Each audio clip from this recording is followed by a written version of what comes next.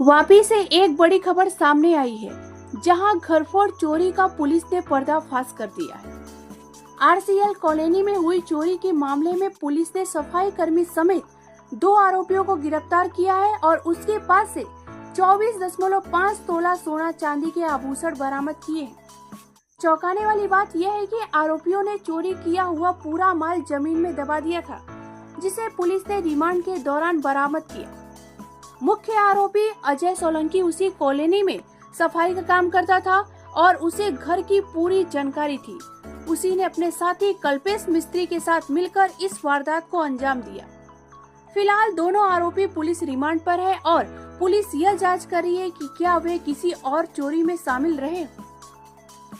Vapi police की यह कार्रवाई एक बार फिर साबित करती है कि अपराधी चाहे कितना भी शातिर क्यों न हो, कानून से बच नहीं सकता। वापी जीआईडीसी विस्ताરમાં આવેલ આરસીએલ કોલોનીના ઘરમાં સોના ચાંદીના દાગીનાની ચોરી થયેલી। આશરે 24.5 તોલા જેટલા સોના ચાંદીના દાગીના ચોરાયેલા અને આ બાબતની જાણ ફરિયાદીએ પોલીસને કરતા વાપી જીઆઈડીસી પોલીસે ફરિયાદ રજીસ્ટર કરેલી અને તપાસ શરૂ કરેલી। આ તપાસ દરમિયાન ટેકનિકલ ઇન્ટેલિજન્સ અને સર્વેલન્સ ઇન્ટેલિજન્સના આધારે વાપી જીઆઈડીસી પોલીસે 2 આરોપીની ધરપકડ પોતાના માતાના મરણ પ્રસંગે મહારાષ્ટ્ર પોતાના વતનમાં ગયેલા। ફરિયાદી પોતે દૂધનો અને કરિયાણાનો ધંધો કરે છે, તેથી પોતાની દુકાનમાં નોટિસ પણ લગાવીને ગયેલા કે પોતે 10 દિવસ માટે બહાર ગયેલ છે।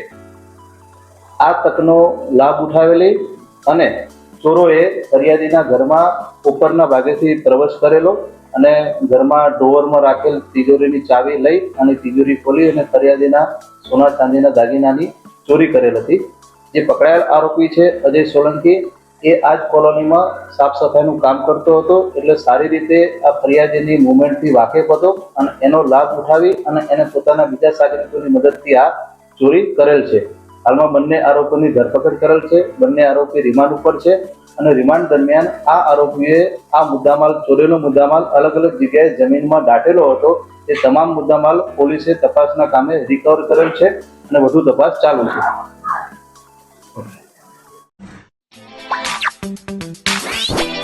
What?